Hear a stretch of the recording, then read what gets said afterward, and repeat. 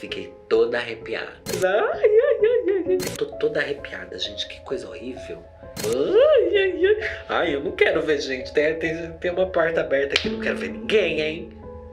Olá, pessoal, eu sou Lorelai Fox e hoje, como você pode perceber, estamos mais uma vez no submundo dos casos de terror. Casos esses que vocês mandaram pra mim pelo e-mail podcastparatudo@gmail.com e continuem mandando. Caso de assombração, de traição, de pegação, qualquer coisa, tem sempre um vídeo onde eu posso encaixar, gente. E hoje eu vou ler casos de terror que vocês mandaram e eu confesso que não é muito noite, mas eu vou ficar com medo porque eu não era essa pessoa que tinha medo. Hoje em dia eu tenho mais medo. Hoje eu tenho mais medo de ficar sozinho em casa, de tantas histórias que eu li aqui. Às vezes eu percebo que à noite eu tenho medo do escuro, coisa que eu não tinha. Vocês começaram a entrar na minha mente, muito obrigado. Eu tentando monetizar a desgraça de vocês e a desgraça tem entrado na minha vida, né? Mas vamos pro primeiro caso. Minha avó adotada. Tem cara de fofoca e não de caso de terror, né? O que às vezes tá tudo no mesmo universo, vamos ser sincera. Olá, vovó, me chamo Laura e tenho 33 anos. Amo tudo que você faz e torço pra te conhecer um dia. Quem sabe você não vai pra plateia da Lorelai, gente? Agora vocês podem me conhecer assim. A história que vou te contar aconteceu comigo mesma. Em 2012, eu estava namorando e a avó da minha namorada morava numa casa de repouso na zona sul de São Paulo. O nome dela era Ivone. Olha os produtinhos Ivone. Acontece que ela não tinha cultivado um bom relacionamento com a única filha viva e os netos, incluindo minha namorada, eram jovens e não trabalhavam nem dirigiam para, por exemplo, buscar ela para passar o final de semana e tal. Por essa razão, os netos passavam pouco tempo com ela, somente durante a hora de visita na própria casa de repouso, o que a fazia ficar triste. Ai, triste mesmo, né? Pelo menos ela ia ter quem ia visitar ela. Eu, quando for ficar velha, não vai ter ninguém pra me visitar. Vocês vão me visitar, meus fãs? Porque filho eu não vou ter, neto eu não vou ter, né? Vai depender de vocês. Vocês não são os netinhos da vovó? O dia que eu tiver velha travancada numa casa de repouso, vocês vão lá me visitar? Quero os boyzinhos indo lá visitar a vovó, louca. Só ter vergonha, essa pirigueça safada! Sabendo disso, eu e meus pais passamos a buscá-la para passar os finais de semana com a gente. Ai, que bonitinho! O que ela amava e o que gerava muita inveja nas outras senhoras da casa de repouso. Olha essas veias! Pois muitas estavam abandonadas lá pela família. Muito triste, eu sei, pois é.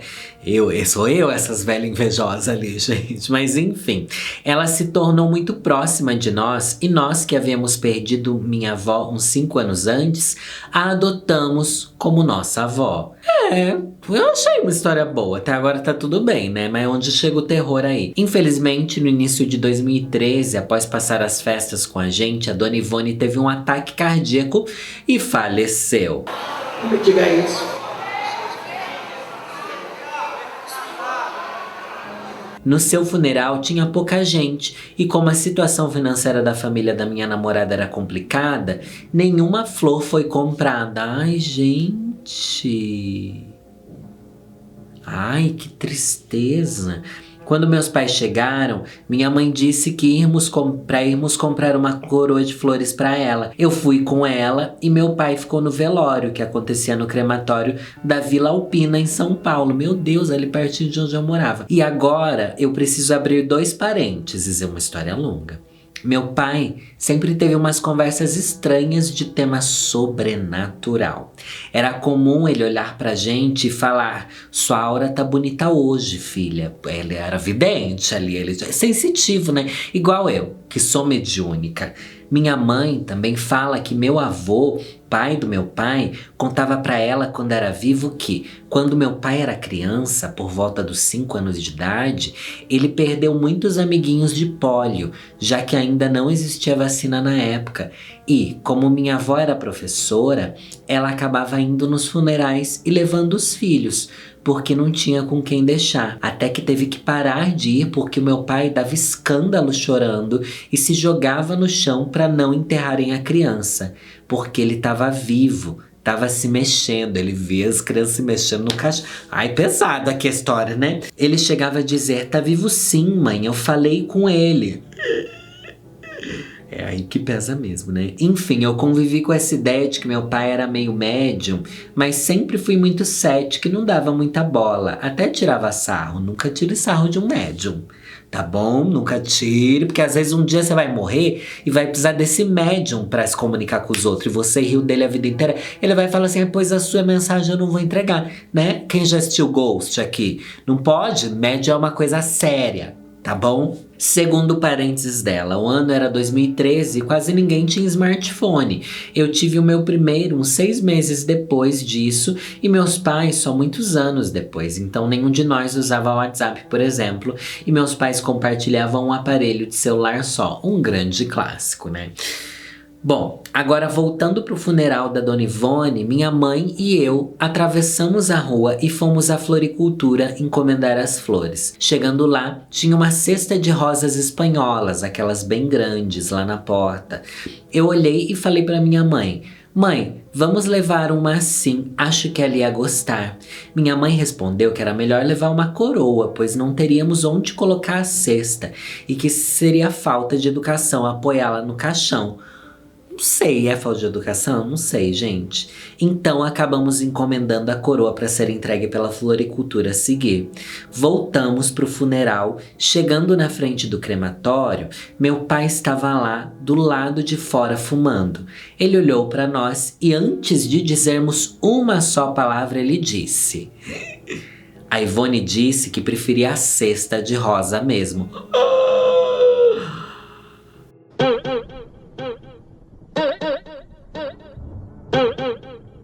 Fiquei toda arrepiada, gente. A véia sabia as flores que elas queriam. As véia é floreira, tá bom?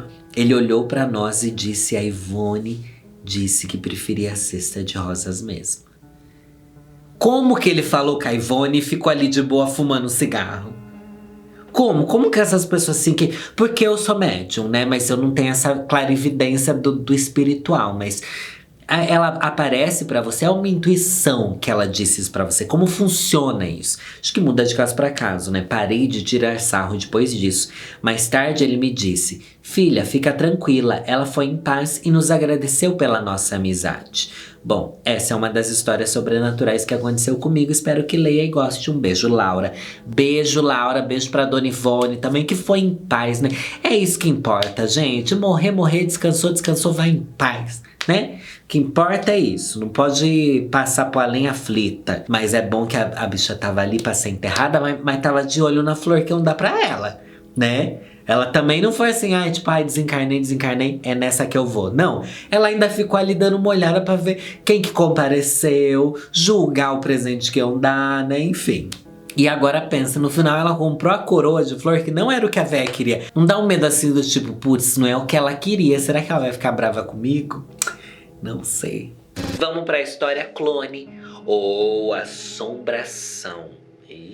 Meu nome é Alan Gomes, tenho 24 anos e sou de Hortolândia, São Paulo, e gostaria de compartilhar um caso que aconteceu comigo. Sou bem cético em relação a fantasmas e aparições, mas se tem algo que realmente me dá nos nervos são histórias de doppelgangers, principalmente por causa de algo que aconteceu comigo quando tinha por volta de 14 anos. Doppelganger, para quem não sabe, é quando aparece alguém, uma pessoa igual a outra. Tá bom? Pessoas duplicadas que não têm um laço sanguíneo, né? Mas que são iguais umas às outras. Na época, estava passando as férias na casa de uma tia, a qual eu sou muito próximo até hoje. Lembro que um dia eu estava mexendo no computador da minha prima enquanto estávamos somente eu e minha tia em casa.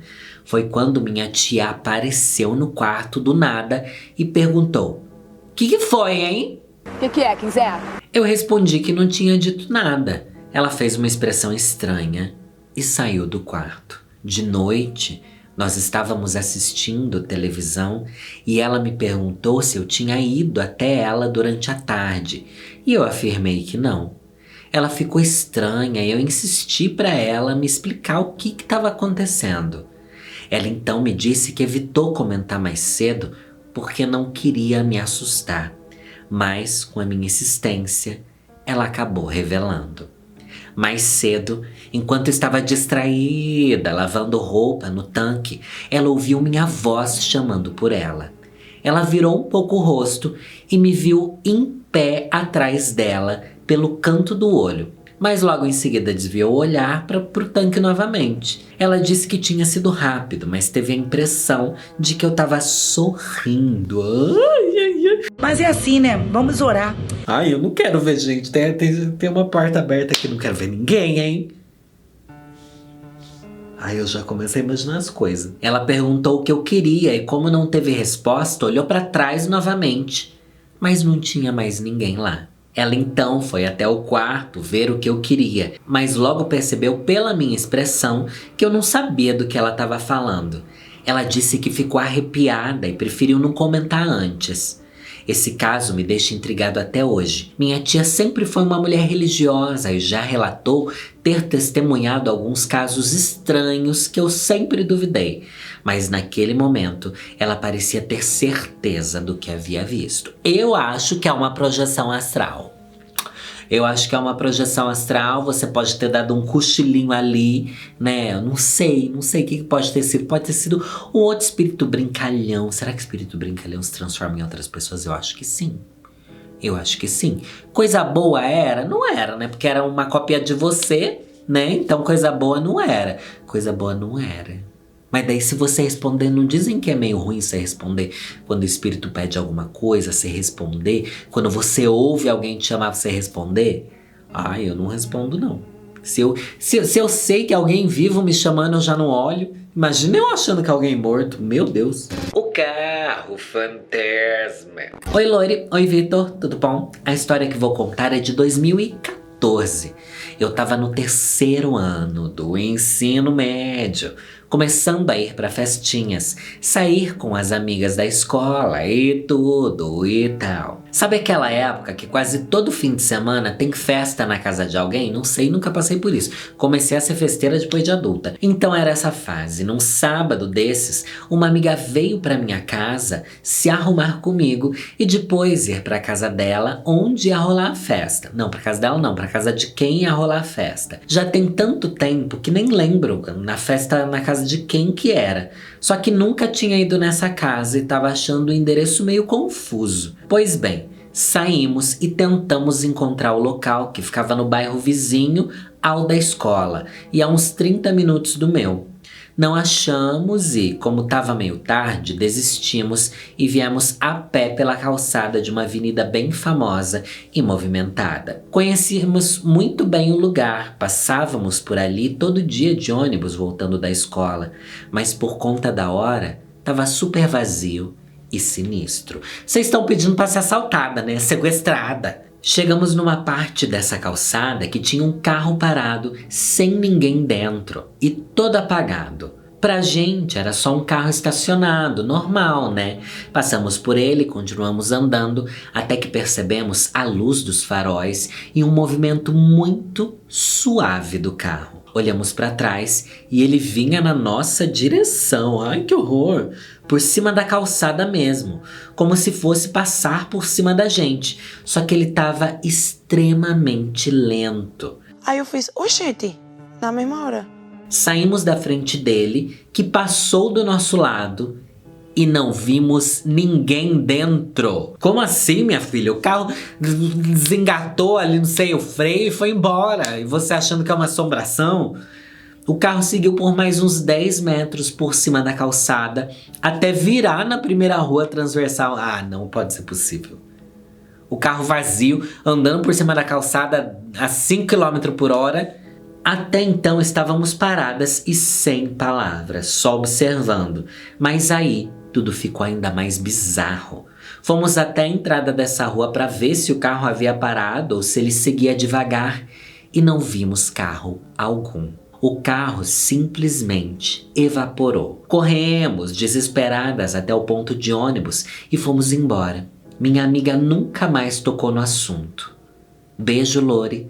Amo você e seus vídeos e as edições do Vitor.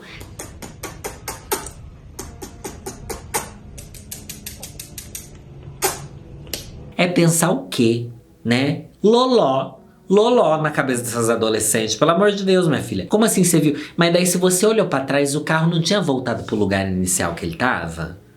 Porque assim teria uma explicação. Não teria explicação nenhuma também, né? Como assim duas pessoas veem a mesma coisa? Não sei, sua amiga nunca mais falou sobre isso. Não foi uma coisa que só você viu então, amiga? Não sei, não consigo explicar, porque isso daqui não parece sobrenatural, parece efeito de alucinógenos, tá bom? Tá tudo bem, é uma fase que você teve. Presságio da morte. Gente, começou um bebê chorar aqui agora. Tem um bebê chorando, se vazar no áudio não vão achar que é assombração. Porque na última vez que eu li umas histórias de assombração aqui que era sobre crianças, as crianças estavam brincando aqui na frente, todo mundo começou a achar que tava ouvindo coisa aí na casa de vocês, que a casa de vocês estava assombrada, que começou a vazar voz de espírito.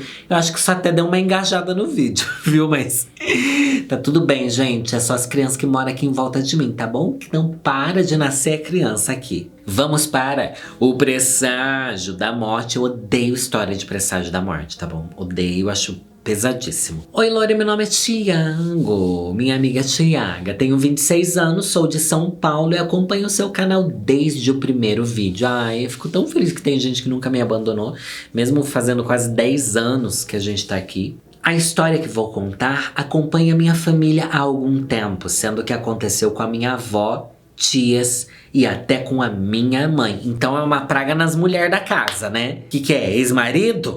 Acontece que todas as mulheres da família são viúvas, aí não falei? E a morte de seus maridos é antecedida por um presságio misterioso. Ai, quando elas já estão de saco cheio. O presságio é não aguento mais meu marido, tá bom? Daí a gente já entende aí um sinal. A primeira a relatar esse caso é minha avó. Certo dia, ela estava deitada no quarto em um dia comum. Acontece que ao tentar se levantar, ela olhou para a porta e viu o espírito de uma menina sorrindo para ela que, após essa visão rápida, sumiu misteriosamente. No dia seguinte, meu avô faleceu. Nossa! Coisa tá macabra. Nossa, que horror. Isso teria sido apenas um caso isolado, se não tivesse se repetido da exata mesma forma com todas as mulheres da família. Lore, com exceção de uma tia que até o momento está com o marido, todas as demais se tornaram viúvas. E o presságio da menina sorrindo ao lado da porta se repetiu sempre. Eu tô toda arrepiada, gente, que coisa horrível. Que coisa horrível, uma criança ali rindo do lado. A pergunta que fica, quando elas viram essa menina sorrindo, elas sorriram também pensando, ai, vou me livrar? Elas ficaram com medo. O espírito aparece na porta e no dia seguinte algo acontece com os maridos, seja por causas naturais, acidente e até assassinato. Todas sempre são avisadas pelo sorriso da morte. Além disso, os homens da família também parecem seguir um padrão. Não ficam viúvos, mas não conseguem ter relações duradouras que na maior parte das vezes terminam em chifre. Aí, né, o karma dos machos héteros também não é nada bom. Estou escrevendo essa história com meu namorado e espero não ficar viúvo. Amo seu canal, beijos e é nessa que eu vou. Não, mas essa praga não pega gay não. Tá bom? Essa praga não pega gay. Quando você vê aí uma bicha sorrindo, batendo leque na sua porta, o espírito do leque vai levar seu namorado. E se você vê uma menina sorrindo, fala assim, ai, arrasou, mona. Beijo, é nessa que eu vou. Mas ela não vai levar seu marido, tá? Você tá protegida. Meio sinistro isso, né? Meio sinistro. Daí eu fico pensando, será que não foi o fato da sua avó contar para as pessoas que elas começaram a ter essa alucinação? Só que também, tipo, elas têm alucinação e no dia seguinte o cara morre? Não sei. Será que na verdade essa menina sorrindo não é a mandante da morte? Não sei. O dia em que eu deixei de ser cética. Oi, vovó. Essa é a história de como eu deixei de ser cética. Pode me chamar de Luísa. Fui criada em uma família não religiosa. Meu pai é ateu, minha mãe se diz cristã, porém nunca frequentou a igreja, nem tínhamos qualquer prática dentro de casa, como orações e tudo e tal. Por isso, Eu logo no início da adolescência tive muita liberdade para me rebelar contra qualquer pensamento e ideal religioso. Sempre gostei de psicologia e me interessava muito por tentar entender eventos sobrenaturais através dessa ótica mais científica e psicológica. Um dia, minha irmã mais velha, Juliana, me contou que ela estava brincando de jogo da caneta na escola com as amigas dela. Pra quem não sabe, esse jogo é praticamente a mesma coisa que o tabuleiro Ouija, o jogo do copo, porém com papel e caneta. Eu aproveitei essa situação para fazer um experimento. Nunca faça um experimento sobrenatural, minha filha. Que nunca faça. Não. Você pode ser cética, você pode ser o que for, mas tem um fundo de verdade ali. Que a gente não quer mexer, eu não vou querer. Mas também você que mexeu, vamos ver onde é que ela foi se enfiar aqui, né? Enquanto ela estivesse na escola, eu iria jogar sozinha em casa e anotar todas as informações que eu conseguisse através das conversas com os supostos espíritos. Pra quê? Depois, quando ela chegasse, eu perguntaria qual das informações elas e as colegas receberam naquele dia para comparar. Peraí, mas vocês combinaram de fazer as mesmas perguntas? Como que funciona isso aí? Não sei, hein? Logo, no primeiro dia eu conversei com uma entidade que me disse seu nome e a forma como ela morreu, uma sequência de números e mais algumas outras informações soltas. Nossa, amiga, você tava de boa conversando assim. Conversei também com uma segunda entidade que tinha outro nome, além de ter bem mais força nos movimentos. Eram super rápidos e precisos, enquanto a primeira entidade escrevia tudo devagar, formando linhas tremidas. Eu estava rindo e debochando daquilo tudo, achando que era minha própria cabeça inventando. Até que, quando a minha irmã chegou em casa, ela me contou tudo o que aconteceu no jogo que ela fez na escola.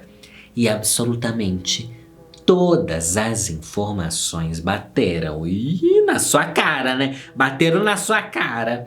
As duas entidades diferentes, os nomes, as datas, as sequências de números, os eventos e até o jeito diferente que cada uma tinha de escrever.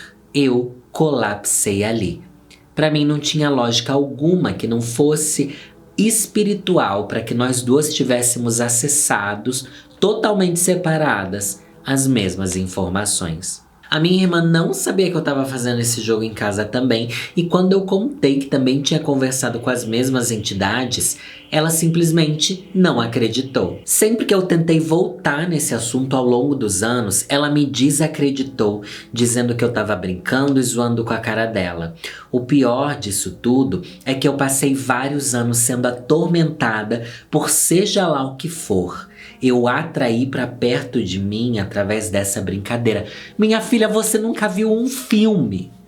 Você nunca ouviu falar de como essas coisas funcionam. Você abre um portal, você pede pra criatura estar do seu lado e depois você não tem como se livrar. Você tem que fazer um descarrego, você tem que ir no centro espírita, você tem que fazer um trabalho pra se libertar, pra encaminhar aquele espírito pra luz que você quiser trair. Não faça essas coisas. Não traga. Não traga. Olha só o que o espírito fazia com ela, ó. Eu era acordada de madrugada, sempre por volta das 3 da manhã.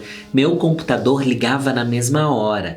Às vezes acordava com meu computador ligando e começando a tocar alguma música. Eventualmente o computador quebrava e eu tinha que trocar, e a mesma coisa seguia acontecendo com o computador novo. Minha saúde mental foi só ladeira abaixo e eu me sentia atormentada por essas forças. Tanto que evito falar o nome delas quando conto esse caso com medo de acabar evocando de novo. Não dá. Eu vou pular fora que eu vou pra casa. Tchau. Enfim, um dia posso contar a continuação disso tudo, já que a partir desse momento eu deixei de ser cética e comecei a vivenciar vários outros acontecimentos místicos e sobrenaturais. Beijos, Lore, amo seu canal. Podia já ter contado aqui uma continuação dessa história, mas eu espero que você tenha ido num hospital espiritual pra curar essa sua vida, né? Porque a gente não acredita. Eu também não acredito em nada que eu leio aqui, mas também não duvido. Mas também não vou brincar. Mas também não peço pra aparecer. E se aparecer, eu vou pedir pra ir embora. E se eu for pedir pra ir embora, eu vou em tudo que é lugar que puder levar embora de mim, né? Pelo amor de Deus, gente. Pelo amor de Deus. Vamos para a fita amaldiçoada. Ih, será que é uma fita cassete ou uma fita de cabelo? Olá, Lore. Meu nome é Andréia, tenho 28 anos. Sou de Porto Alegre e adoro seu canal e as edições do Vitor. Querido, um grande beijo pra você. A minha família já passou por várias situações sobrenaturais, mas essa foi a mais significativa pra mim. Eu era criança e a minha irmã mais velha era adolescente. E no nosso pátio haviam 2 peças. Como assim no nosso pátio 2 peças? Peça do quê? Como se fosse uma sala e quarto. E a minha irmã costumava ficar lá com as amigas, ouvindo música e se divertindo. 2 peças, ela quer dizer que tipo 2 cômodos? É isso? Deve ser isso, né? Enfim. Certo dia ela tava com as amigas dançando Backstreet Boys, pois ela tinha um grupo de dança chamado Backstreet Girls. Ai, que queen, né? Empoderagem. Bom, a gente era muito pobre, então a minha irmã não tinha CD, apenas uma fita em que ela gravava as músicas enquanto tocavam no rádio. Quem nunca fez isso? Queria tanto achar minha fita. Eu lembro que eu tinha aquela música maior da Mariah gravada. Eu tinha a música I'm with you, I'm with you, yeah, yeah. Ah não, mas essa é a fita amaldiçoada que ela tá falando. Ela passou uma tarde ouvindo as músicas e ao final do dia desligou o rádio, trancou a peça e foi pra casa. Eu amo que ela chama cômodo de peça. No outro dia, quando ela voltou, ela percebeu que a fita ficou gravando o ambiente a noite toda e quando ela foi ouvir o que tinha na fita, foi aterrorizante. Como assim? Não, pera aí, uma coisa é você gravar do rádio. Quando você grava ali a fita do rádio, não dá pra você gravar o ambiente. Não é tipo um gravador de áudio, é um gravador do que está tocando no rádio. Tipo, pelo menos o que eu tinha era assim. Não é a mesma função de gravar o que tá tocando no rádio pra gravar a sua voz. Né? Ou tô louca? Mas enfim, vamos ver aqui. O que tinha gravado nessa fita? A fita tinha gravado gritos, uivos, gemidos e pessoas agonizando. Lore, foi horrível. Eu tinha menos de 6 anos e lembro até hoje do som. Era como se a fita tivesse gravado uma sala de tortura. Ficamos tão assustados que fomos na casa de uma tia que a gente nem gostava para testar a fita no rádio dela e o som era o mesmo. Gritos, pessoas uivando, choros e gemidos de dor. Eram pessoas agonizando, sofrendo. Lembro de ouvir e imaginar que devia ser o som do inferno. Na época, minha mãe frequentava a Igreja Universal, então levamos a fita para o pastor ouvir. O que ele disse foi: tem um demônio andando no pátio de vocês. Ai, ai, ai, ai. O sangue de Jesus tem poder, tem poder, tem poder. Gente, ele só piorou em vez de tentar ajudar, né? E sim, já havíamos presenciado outras situações sobrenaturais por lá. Meu Deus, eu tô toda arrepiada. Gente, não grave fitas no seu pátio, tá bom? É isso que eu quero dizer. Esse pastor era muito poderoso. Já haviam acontecido alguns casos sobrenaturais com ele na igreja, como um dia em que ele estava ajoelhado orando de frente para o púlpito e quando terminou a oração, olhou para trás e viu que todos os bancos da igreja, bancos que eram de madeira e super pesados, tinham virado de costas para o púlpito. Eu desistia. Ai, beija nessa que eu vou. Eu não sei o que eu faria nessa situação. A fita foi destruída pelo pastor e ele foi na nossa casa abençoar nosso pátio e orar. A energia no nosso pátio era tão pesada que durante anos vários pastores tiveram que nos visitar para fazer a mesma coisa. O babado era pesado mesmo, pois descobrimos que antes de morarmos lá aconteciam alguns rituais e anos depois encontramos até bonecos bizarros com as nossas características. Ai, que história horrível. Ai, essa daqui eu achei horrível, hein? Esse é pesado, mas espero que vocês tenham ido embora desse lugar, né? E continuam lá morando. É sempre assim nos filmes de terror, né? Tá acontecendo junto, tá chovendo canivete. A bicha fica lá fora assim, pode chover, não vou embora. Enfim, antes de eu terminar, ler aqui o último caso, quero pedir pra você que é muito fã da vovozinha que me acompanha há muito tempo, para participar do meu Apoia-se, gente. Tem link aqui na descrição para você se tornar um dos assinantes do Conselhos Ruins, o meu podcast exclusivo para apoiadores, que é babado, é confusão, é gritaria, é pegação, é conselho ruim, é fofoca pesada, é... Sério, é um grande caos. Assina um mês só. Assina um pouquinho pra ver se você vai querer largar, você não vai. Eu tenho certeza. Vamos para o caso então. Um amor antigo não resolvido. É caso de romance. Se bem que a maioria dos romances termina em terror, né? Oi, Loiro e Vitor, tudo bem com vocês? Me chamo Andréia e sou do interior de Minas. Não teve Andréia, que a anterior também era Andréia. É um sinal, hein?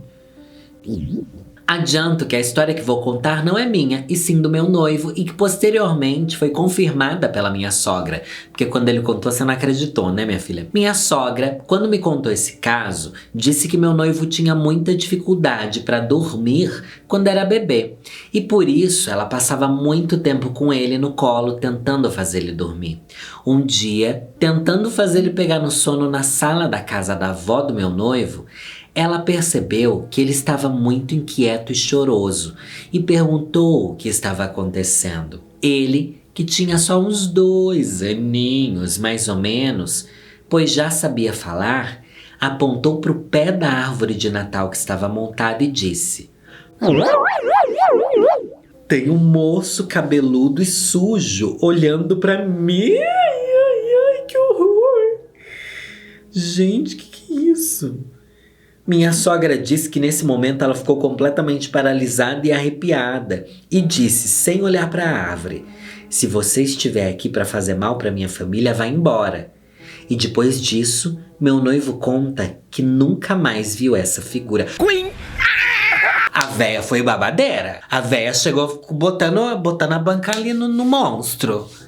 Amei essa daqui. É a gente assim que precisa. Eu tenho que ser assim também, né, Lorelai? Você tem que ter mais banca. Mas o plot da história é o seguinte: a avó do meu noivo, dona da casa em que eles estavam, namorou um rapaz em sua juventude que criava gado na região, e ele faleceu ainda jovem após uma descarga elétrica de um raio que caiu em cima dele enquanto cuidava do gado no pasto. Esse rapaz namorava a avó do meu noivo quando morreu e tinha os cabelos compridos do tipo metaleiro, conforme a descrição que meu noivo deu para a mãe dele naquele dia. Minha sogra contou que na mesma hora ela se tocou que se tratava desse antigo namorado da sua mãe, já que ele tinha os cabelos compridos e estava sujo por causa das queimaduras causadas na hora da sua morte.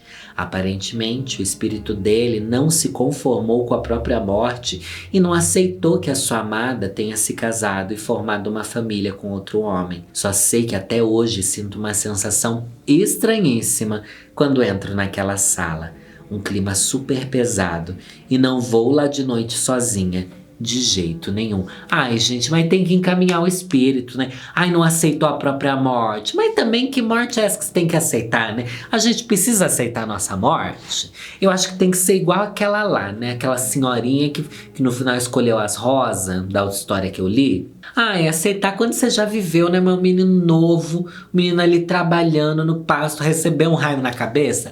Ai, triste, né? Eu concordo um pouco com ele. E às vezes a pessoa nem sabe que morreu. Você precisa falar assim: ô filho, eu entendo que você tenha passado por isso, é muito traumático, você não tá entendendo o que tá acontecendo, mas tem um outro universo te esperando. Vai com fé, vai com Deus, você vai ter muita alegria, nessa que eu vou, né?